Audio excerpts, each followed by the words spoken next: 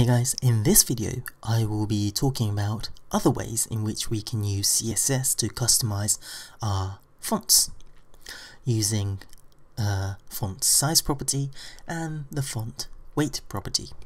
Now, because the font weight property is much easier to explain and see, we'll look at font weight property first.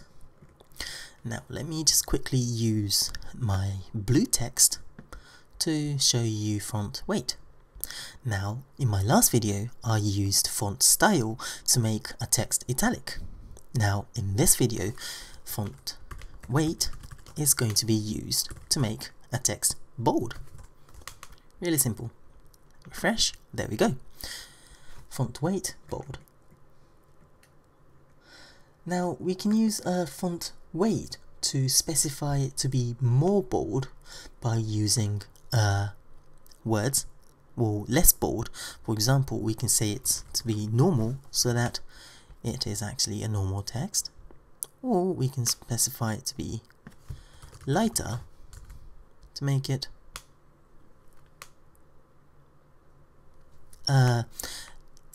in between. Actually, lighter doesn't really make any difference to normal, so we could ignore that. Or we can actually specify how how heavy you want the font to be, so how big and thick, using numbers. So for example, if I say it's 900, it will be this big, and if I say it to be 1000, if you look closely at this text when I refresh, what if I change it to 999?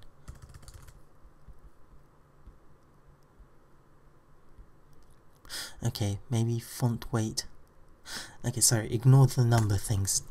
All you need to learn for now is that font weight bold makes text bold. So at that, there's no need to learn about more complicated ways like font weight normal, font weight and changing it using numbers. Now, the second thing I was going to talk about, what was it? Yeah, it's font size. Now, as you might have guessed from its name, font size changes the size of your font to something else. Say, for example, you can specify it to be like 40 pixels, which makes it huge there.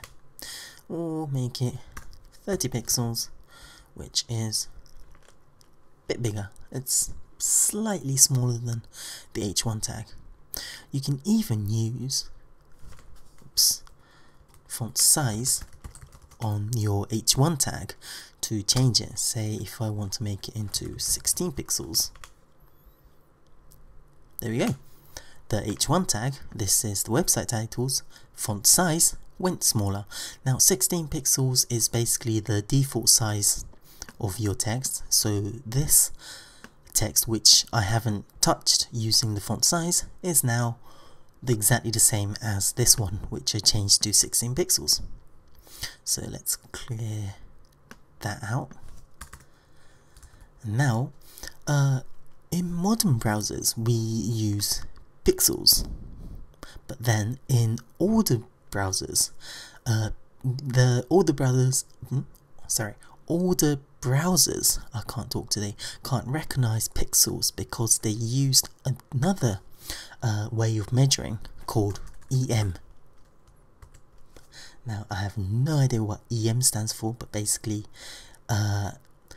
it's basically what the older versions of Internet Explorer used as a value when changing the size using the font size.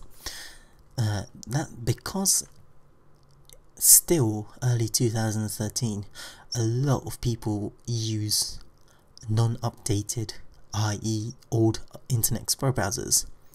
We don't want them to see your web page in a weird way when the font size doesn't work, so most people still use EM as a value when specifying the size of your font using font size property. Now EM is actually really simple. Now, because the default text size in your browser is 16 pixels, say for example you wanted your font size to be 48 pixels. Now, because 16 pixel equals 1 EM, not 19, 16 pixels equals 1 EM because default size is 16 pixels as well as 1 EM, like so. All you have to do is do your desired pixel size, so 48 pixel, divided by 16 or 16 pixels, and that equals the EM you need to write down, which in this case is 3. I chose 48, so that's easy.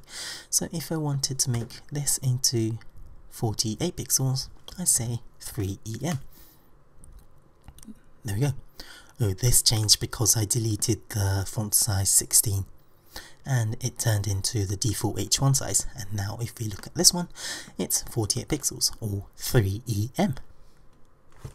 There we go. That was a quick video on how to change the size of your font using pixels and EM, and a quick video to show you how to change the boldness or make your text bold using the font weight property. So thanks for watching, and I'll see you later.